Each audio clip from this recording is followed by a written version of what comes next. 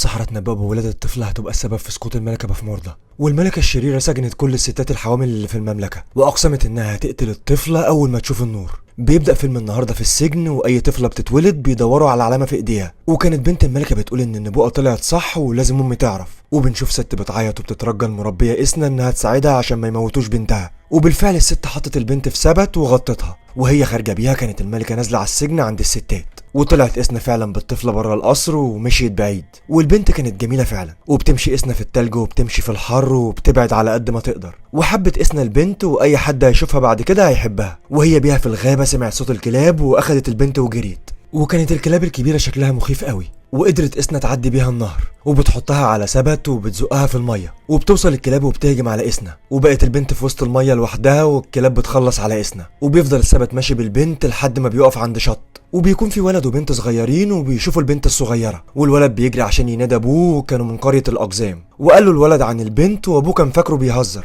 لكن الولد صمم على كلامه، وأبوه راح معاه وشاف البنت وقال لهم محدش يلمسها، احنا مش عارفين دي جاية منين. وقالت له بنته انها طفلة صغيرة، وفهمها انها مش زيهم، وان دي من الدكيين من قوم العمالقة اللي عايشين بعيد.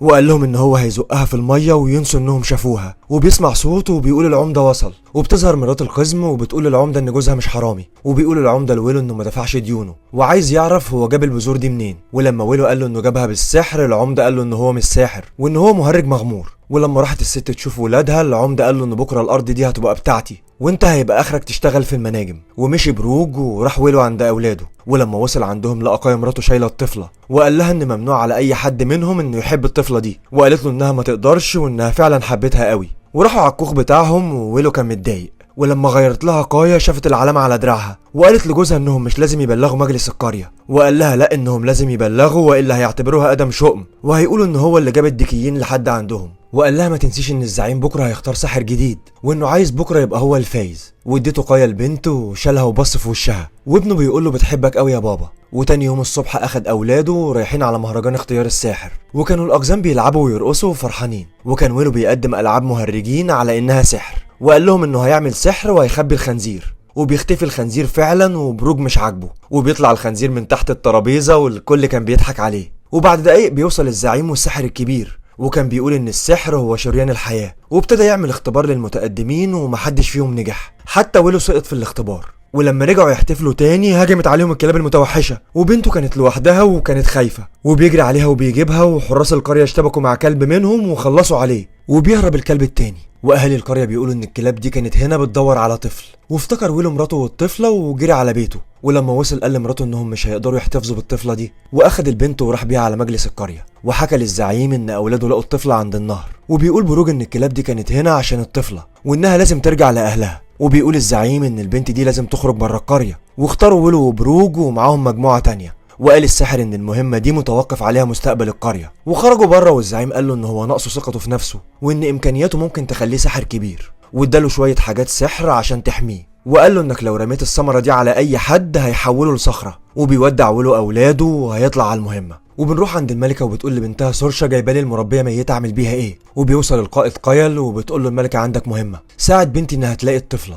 وقالت لهم انها عايزاها حيه عشان تعمل الطقوس اللي هتنفي روحها. وبعد ما مشوا الوزير بيقول لها انه خايف بنتها تخونها، وقالت له ان ده مستحيل. وكان المجموعه في طريقها عشان يرجعوا البنت، وبالفعل وصلوا عند تقاطع الطريق وقرروا يخيموا في المكان ده لحد تاني يوم. وبيكتشفوا فجاه ان في واحد محبوس في القفص، وقال لهم بروج كده تمام وانهم يدوا الطفله. ولما سمعهم قال لهم يخرجوه من القفص، ووعدوا انه هياخد الطفله. وبروج كان عايز يرجع قريته باي طريقه، وبيرفض ويلو. وبروج قال له ان هو كده عمل اللي عليه وانه هيرجع، وبيمشي مع المجموعه، وفي واحد منهم فضل معاه. وبعد ما ناموا كان في جنود معديين من جنبهم، وقام ويلو وبص، وكان جيش كبير في الطريق. ولما وصل الجيش قال للقائد انه لقى طفله من عندهم، والقائد قال له انهم رايحين على الحرب. وبيشوف مادي في القفص وطلع عارفه، وقال له عملت ايه المره دي عشان تتحبس. وقال له انه جيش بفموردة دمر كل حاجه، وقال له مادي انه لو خرجوا من هنا هيحارب معاه. ورفض القائد وقال له خليك كده في القفص لحد ما تموت.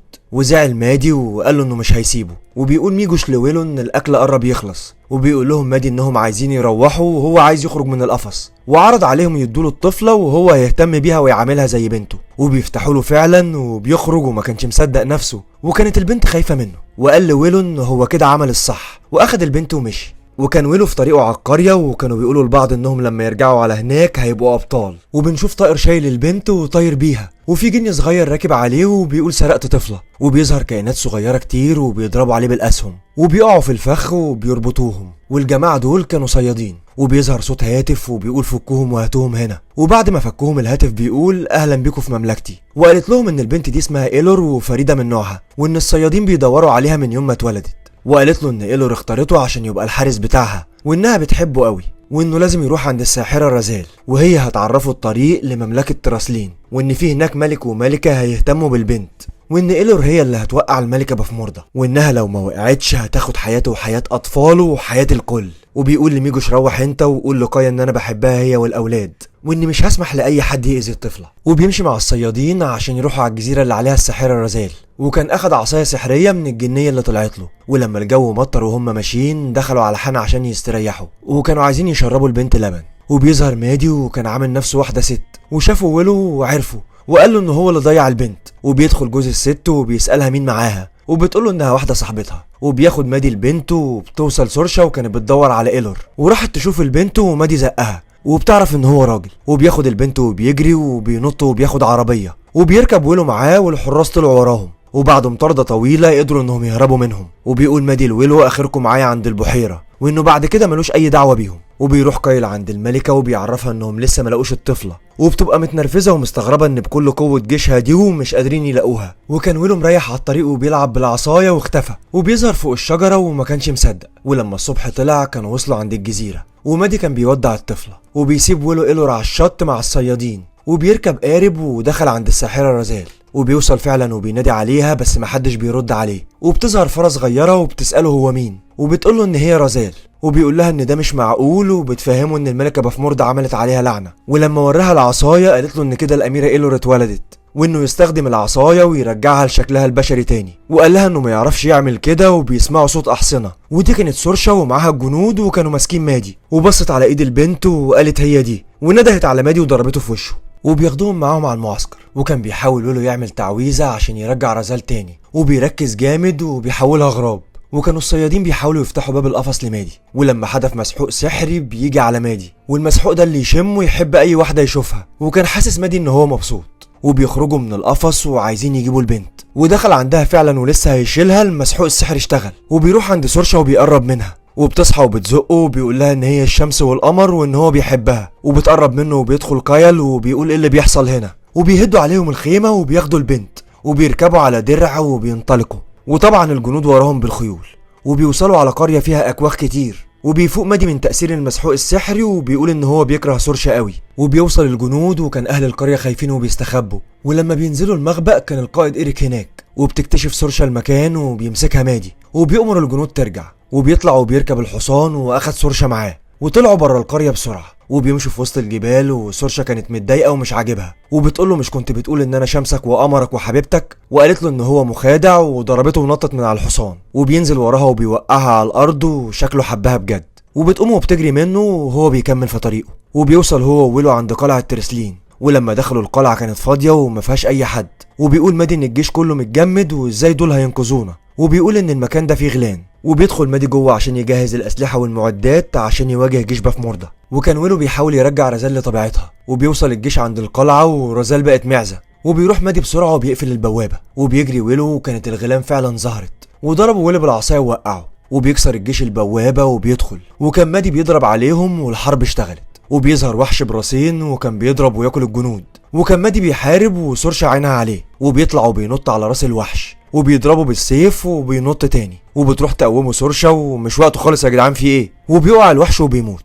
وبيوصل جيش إيريك عشان يساعد مادي، وقايل بيخطف البنت وبيجري بيها ورايح على الملكه بسرعه. وبيعيط ويلو وبيقول اخدوا ايلور، وسورشا دلوقتي بقت في صفهم. وبيوصل قايل فعلا وفرحان وبيقول ان الطفله معاه. وبيوصل مادي وراه هو والجيش بتاع إيريك، وبتاخد الملكه ايلور وبتسال عن بنتها سورشا، وعرفت انها اتقلبت عليهم. وطلبت من الكهنه انهم يجهزوا المراسم، وبتبص عليهم من فوق وبتضحك وبتقول هو ده جيش. وبتروح رزال عند ويلو وبتقول له يستخبى حالا ويستخدم تعويذه الدرع ويحمي نفسه. وبتقول بفموردا انتوا مش جيش، انتوا خنازير. ودي كانت تعويذه، وابتدوا يتحولوا كلهم خنازير. وبترمي تعويذه على بنتها سورشا كمان، وبيحمي ويلو نفسه وما بيتحولش زيهم. وكان الكهنة بيحضروا البنت عشان المراسم، وبتدخل عليهم الملكة وبتقول لهم يلا بسرعة ومش دي البنت اللي هتدمرني. وابتدوا في تجهيز المذبح، وكان ويلو لسه بيحاول يرجع رزال عشان تساعده، وكان بيعمل تعويذات ضعيفة ومش عارف. واخيرا التعويذة بتاعته نجحت، وبترجع رزال وبتقول معقول السنين دي كلها عدت، وطلبت من ويلو العصاية، وبترجع مادي والجنود لطبيعتهم تاني. وقعدوا يحطوا خطة، وكانوا بيقولوا ان الاسوار عالية، وبيقول لهم ويلو ان هو عنده خطة كويسة. وبيطلع الصبح والجيش مش موجود قدام القلعة، ومفيش حد غير رزال وويلو، وشافهم قايل لوحدهم وقال للجنود يقتلوهم، ونزلوا البوابات ورايحين يهجموا عليهم. وبتبدأ الخطة، والجنود كانوا مستخبيين تحت الخيم، وهجموا عليهم ودخلوا القلعة. وبتبدأ الحرب تحت، والمراسم شغالة فوق، وبتاخدهم سورشا وطلع عند امها، وفتحوا الباب ودخلوا عندها، وسورشا بتقول لامها انها مش هتسيبها تموت الطفله، وبتطيرها بافموردا، ورزال بتلحقها على اخر لحظه. ودخلوا مع بعض في حرب سحر، وكل واحده بتكسب مره. وطارت رزال والعمود وقع عليها، لكن ما كانتش ساكته، ومسكت العصايه وطيرت بافموردا، وكانت بتعذبها. ولما وقعت راحت عليها وصوتت في وشها، والعصايه وقعت وبيتخانقوا عليها. وبيستغل ويلو الموقف وبيدخل وبياخد البنت، وبيضرب قايل إيريك وبيخلص عليه. ودخل عليه مادي وضربه بالسلاح، ودخل السيف في بطنه ورماه من فوق. وكانت بافموردا خانقه رزال، وبتقول لويلو يرجع البنت مكانها، وبيحدف عليها البلوط وبتتجمد ايديها، لكنها بتفكها بسرعه. وبيعمل خدعته البدائيه وبتختفي الطفله. وابتدت بافموردا تنهار ووقعت الدم على الارض، وابتدى الرعد والدم يضربوها، وبتتبخر وخرجت من فوق. وبتقوم رزال وبيوصل مادي، وبيجيب ويلو الطفله وكان فرحان. الكل بيودع ويلو، والساحره اديته كتاب سحر، وراح يودع إيلور وكان زعلان. وبيودع مادي وبيمشي، وبيرجع ويلو على قريته والكل كان فرحان بيه. وبيشوف مراته واولاده وبيروح عليهم جري، وبيجروا عليه وبياخدوه بالاحضان. وبكده خلص الفيلم. سجل الفيديو ده احمد فؤاد، وكتبه محمد عباس، ومنتجه الفنان فارس احمد فؤاد.